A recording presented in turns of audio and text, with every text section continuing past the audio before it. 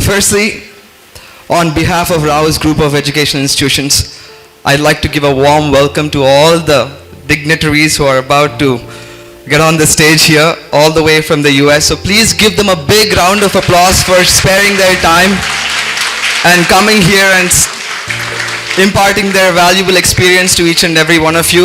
వీళ్ళందరికీ లాస్ట్ 1 వీక్లో నేను వాళ్ళతో ట్రావెల్ చేస్తూ ఉన్నాను.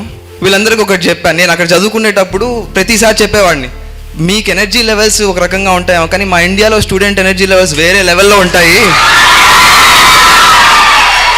ఆ ఎనర్జీ లెవెల్స్ మీరు ఎక్స్పీరియన్స్ చేయాలంటే ఇక్కడికి రావాలి. ఆ ఎనర్జీ లెవెల్స్ మీరు ఒక్కసారి ఆ ఎనర్జీ లెవెల్స్ వాళ్ళకి వినిపించగలిగితే ఇంకొంచెం ఇంకా good. So that is the energy of India. That is right now. Thank you all of you.